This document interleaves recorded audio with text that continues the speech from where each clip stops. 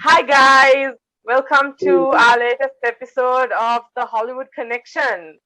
So, today we thought we'd discuss some of the latest movies that have hit the hit our screens.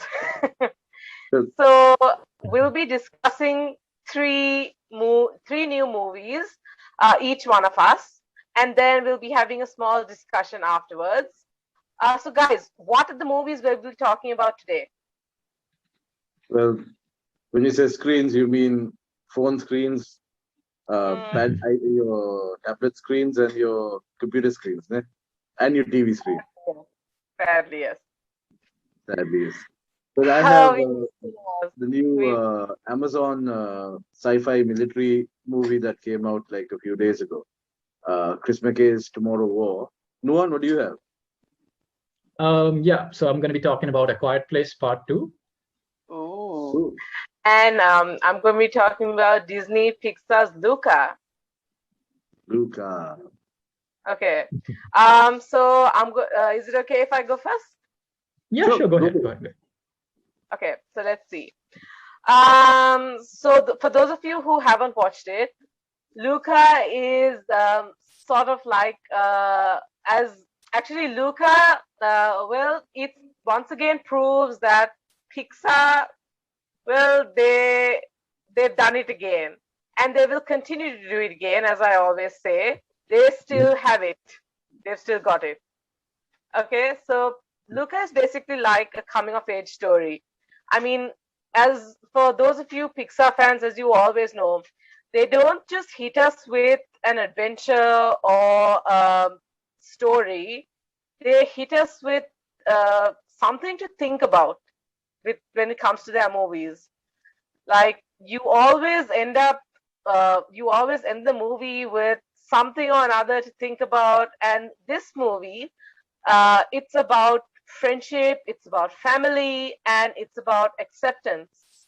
So basically, Luca is set in the Italian Riviera, the Italian countryside, um, and it follows the story of a young boy uh, who basically just wants to find a place to be accepted. And he finds a friend during summer, and they basically get very close over pasta and Vespas and stuff like that. Except he's not a boy; he is a sea monster. And Mhm. as you can imagine, things get very, very interesting very fast because the boy's parents do not approve of that.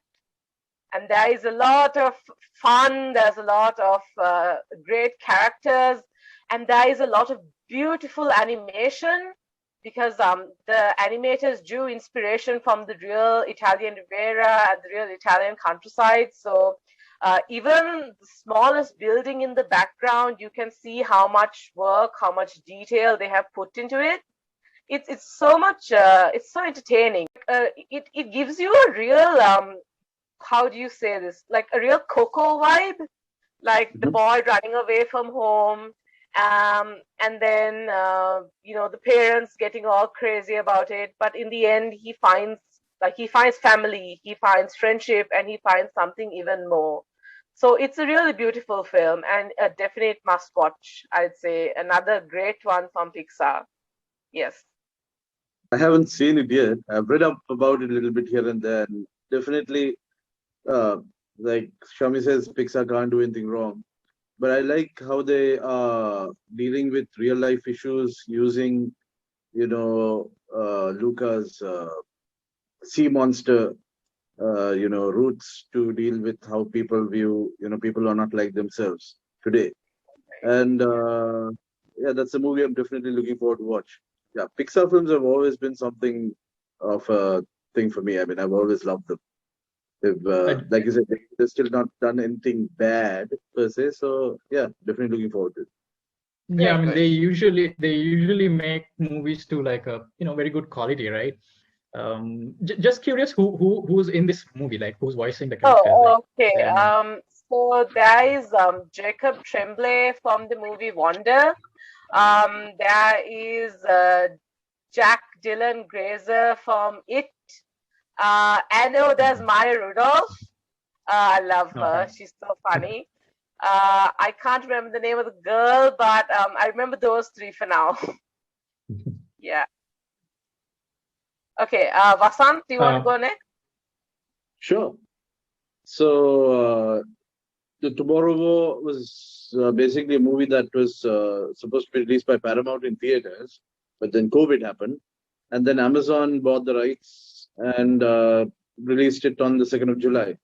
Done by Chris McKay, and Chris McKay, if you guys remember, he's one of the guys who helped Phil Lord and Christopher Miller with a lot of the Lego movies and stuff like that. I think he directed Lego Batman, right?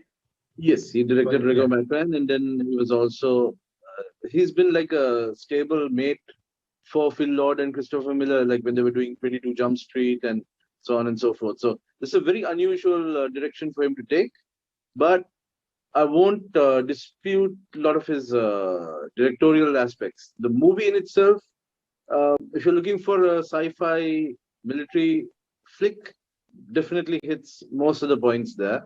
You're not going to be disappointed. If you're going to be looking for a story, that's where you get into trouble, because as much as it's it's got a lot of its brilliance in various aspects, and it's got its effects, it's got its whole cliche alien ex-military guy dealing with aliens, etc., etc. There's still the story that is lacking in many aspects. In fact, when I started watching this, the first thing that came to my head was The Edge of Tomorrow. I was like, it had a similar vibe. Yeah. Similar vibe, but then as you go along, The Edge of Tomorrow, of course, deals with a time loop. This does not. The whole concept here is that aliens have attacked the Earth in 2040 something, and so the survivors have gone back in time to recruit people from our time now to be able to go and help them deal with the situation. Now, a lot of the dialogues are a bit cheesy here and there. I feel like Chris Pratt's abilities aren't really expounded on. And then there's the cliche, right? The ex-military guy always being recruited, brought back, to deal with a situation. This is what happened with what do you call it, Edge of Tomorrow. This happened with like a whole bunch of other, it's this cliche that really sometimes gets me peeved off. You have Tom Cruise in even in The Mummy. Tom Cruise is an ex-Navy SEAL. In The Pacifier, Vin Diesel is an ex-Navy SEAL. In Lost in Space, Kong Skyland as well. Yeah, so it's like, can't a normal guy be a hero? But see, in Edge of Tomorrow, there was a bit of a character arc where he's not a good soldier at first, and he grows into that. He's a bit of a coward who gets, finds his courage and all that. Yeah, exactly. But with the rest of the film, it's got some very interesting concepts. Even how they, there was this thing I was thinking about when they said they will find a solution for COVID, and they said they'd find a vaccine within a year. That was unheard of. You would never heard to develop something to that effect would take years. But you had all these people get together and develop a vaccine. So I was like, if it's 40 years, how would they work out time travel? I'm not going to spoil it for you, but they actually do have a little brilliant means of explaining that. And the combat is brilliant. I'll give you that. The scare scenes, they've taken care to make this a PG-13 movie so that it is somewhat friendly. So you have killing, you have aliens doing whatever, but you don't have gore and all of that. It's watchable, and there is definitely the scary moments and all of that. Overall, as a movie, it won't win any awards per se, but if you're just there at home wanting to watch something with a lot of action in it, this is definitely a movie to be enjoyed. I've seen a lot of different websites giving the movie, bashing this, IGN saying 3 out of 10 and so on and so forth. But honestly, I of course enjoyed myself. It was 2 hours. Oh, I will say this. What's his name? J.K. Simmons is brilliant, man. I mean, forget about his. I'm not even talking about his acting. J.K. Simmons is all bulked up and all that, man. He's all buff and muscly, yeah. This is not the J.K. Simmons you normally see, man. J.K. Simmons is going to punch you in the face. And loved his character, even though he's barely in it. And of course, Yvonne Shavosky, I can't spell her surname, but I've had a crush on her since she appeared in Chuck. And when she's in this, my heart. But yes, overall, definitely a movie to watch. Nice. I have seen conflicts on Twitter between the critics and the fans, where the critics are being unfair and the fans are just saying this is a great movie to watch, but and they're saying that, as always, it's that constant struggle where the critics are unfairly judging the movie and fans are always saying, give it another chance, kind of thing. And I think this is another example of one of those movies. Definitely. Also, I'll add this. Somebody or some people at IGN particularly, they're not bashing in IGN per se, but they seem to be on a really bad streak. Like either they're not getting enough sleep or somebody's really hurt them. With all the past reviews, Loki, episode 4, 4 out of 7. I said, what? Like seriously, right? And this was given a 3 out of 10. So among many other good movies that I've, despite of the reviews, watched and decided for myself. But yeah. All right, no. What about you? Yeah, I also checked it out. No, I didn't follow what was going on on the internet. I just watched the movie. I felt like it felt like 2 or more episodes of a mini series that's kind of awkwardly kind of put together. I really enjoyed the last 20 minutes of it. It was a lot of fun, and it had J.K. Simmons being badass. But the problem is that there's 2 hours of movie in front of that, which I kind of had to force myself to watch. But there are moments like, for example, the action is good. The monster designs and the visual effects and the animation, that's all really good. The first encounter with the creatures was really cool in the stairwell, that scene. But the problem is it takes almost an hour to get there. And the problem is that almost that hour is filled with like really poorly written dialogue and annoying characters that just stand around. They're just giving exposition. And exposition is sometimes the worst kind of dialogue, because you have 2 characters they know each other, they know the history, but they're talking about something which they should already know, and it's very obvious it's for our benefit. And come on, like, don't be that lazy, like try a bit harder. It's stuff like that that really annoys me sometimes. So I think it is fun when J.K. Simmons is there or when the monsters are going around killing people, but it's kind of boring when it's not. So, and I feel like it's a bit too long. It should have been a bit shorter. I agree with you. It takes too long to get started. Yeah. Like you said, it felt like 2 parts of a series. I'd say it felt like 2 different. It felt like a movie and 2 completely different movies, right? Like the last 20, 30 minutes is something completely different. Exactly. Really, I won't disagree. There was the parts where, like I said in the beginning, cheesy dialogues didn't really help, right? And there's so much more they could have done. But I think, given I did a bit of research and I found that they had a lot of trouble. Like Paramount had a particular plan for the movie that didn't work out. So then when Amazon jumped in, Amazon were like, go all on cylinders. We'll give you money. Do whatever you got to do. So the movie was actually extended, unfortunately, from what I understood. So maybe they gave too much money, like they. Which is why I'm a little worried about Lord of the Rings now, the TV show, because it's got a lot of money going into it too. It's got again another movie a series that seems to be getting like a huge budget, but that doesn't guarantee anything. Exactly. But yeah, like you said, J.K. Simmons stole the show. And I wanted more of him. He's like only like a small part, right? Probably didn't pay him enough. Overall, good movie. If you're just looking forward to watch something, just purely for enjoyment's sake, don't watch it for the story. Okay, Noah, let's hear what you have to say about A Quiet Place 2. Yeah, Quiet Place Part 2. So a little summary of what happens without any spoilers. So this takes place almost immediately after the first movie. And so the surviving family members, they decide to pack and leave because their home is now destroyed. And they run into an old friend, which is, I believe that's Kylian Murphy's character. And they begin hearing some strange radio signal. And so they have to decide whether to follow it or not. So what I liked about the film, right? The performances from the main characters were strong. Millicent Simmons was really good. She's deaf in real life, I think, and the way she brings that into her performance is really interesting to watch. And it's something we don't often get in movies, from the perspective of somebody who can't hear.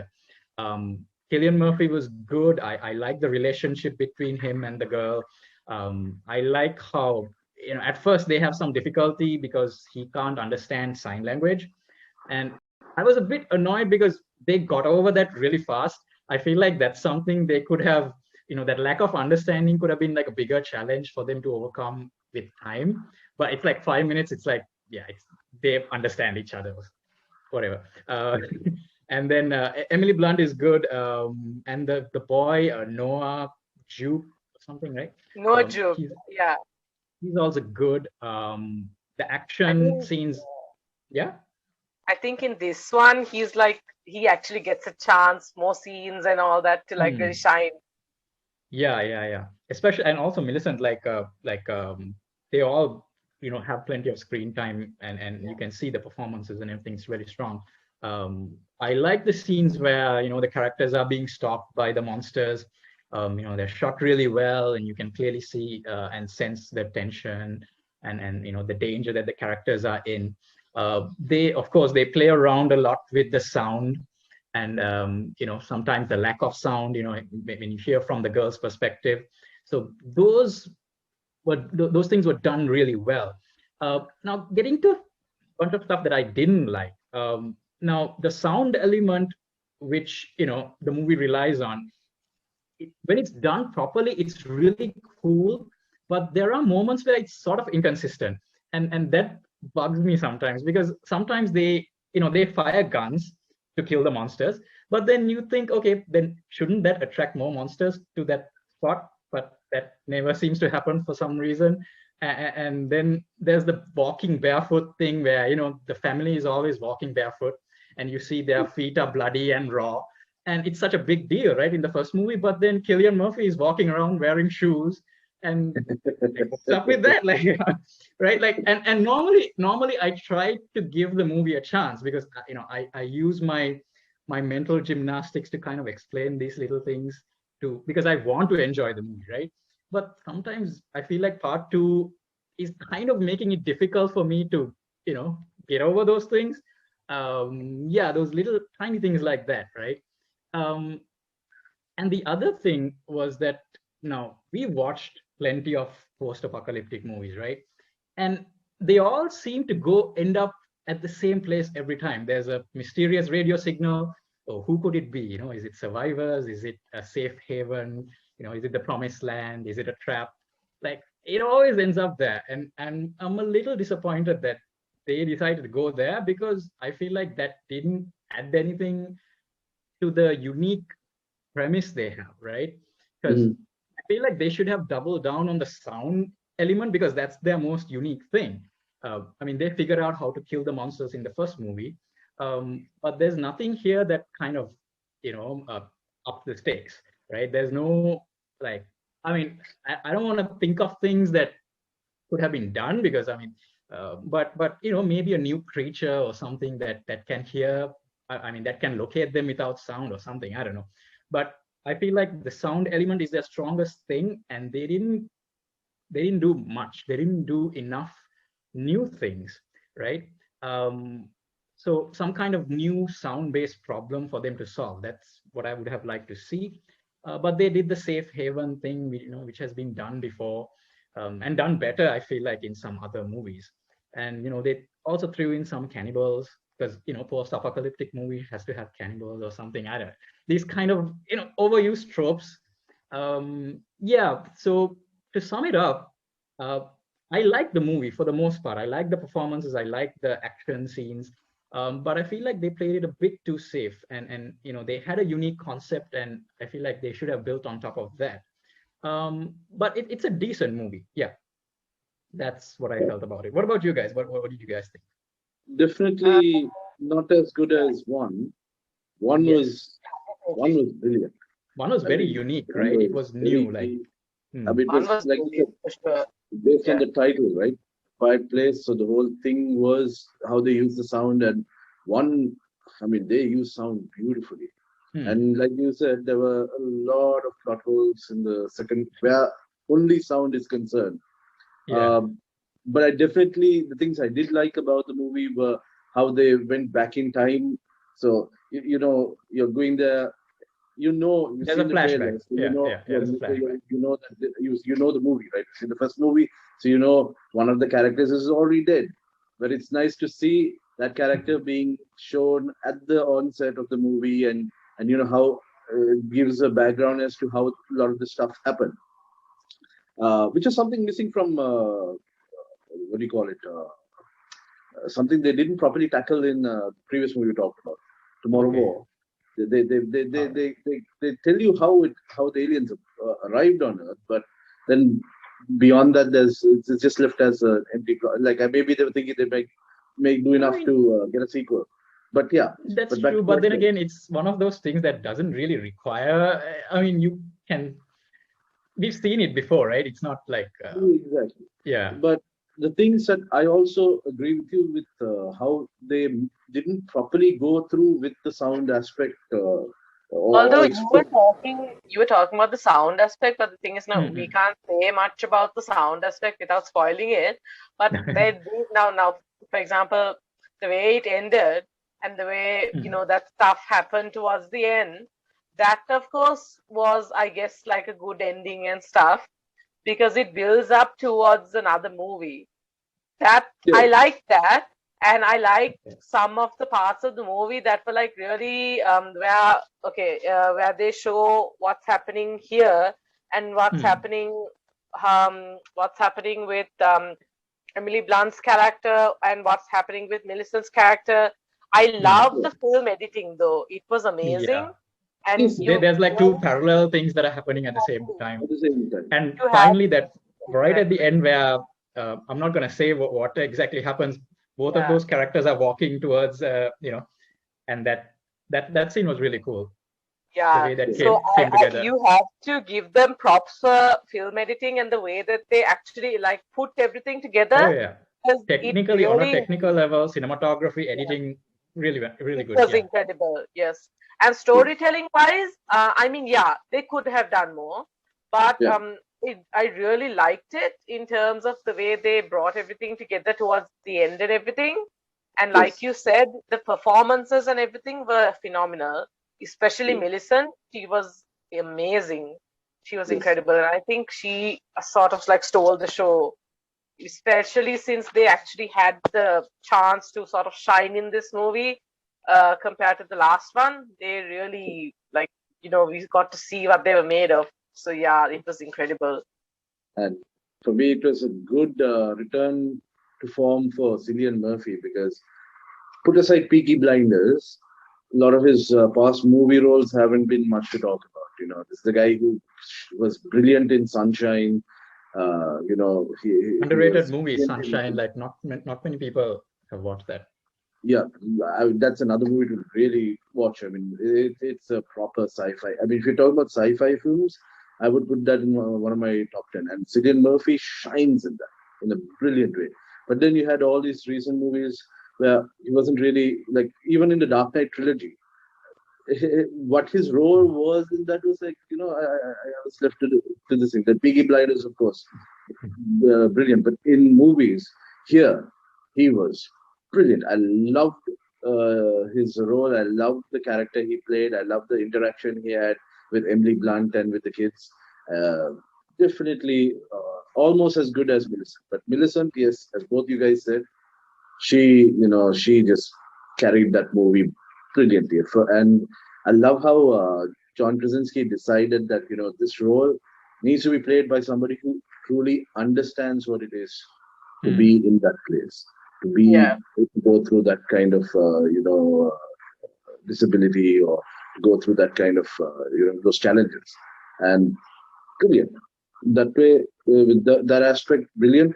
And which also leads to the good news, like you just said, brilliant. And so it leads to the thing that Shamiti was talking about. We definitely have a sequel coming up that has been revealed by Emily Blunt, and a spin-off. Apparently there will be a spin-off of the series dealing with other characters, and whole different aspect. So I guess we'll see a new. We're seeing the beginnings of a universe, maybe. Does it need to be a universe? I mean, does it need a spin-off? Maybe another sequel is. I'm fine. But why do you need a spin-off for this? Actually, yeah, I don't think it needs a spin-off, but maybe like a third movie and then end it is fine. Yeah. Build up a little more, introduce some new element into it, and then nicely finish it off. Like, don't keep going. Just end it. We all know what happens. Good things come to an end. Exactly.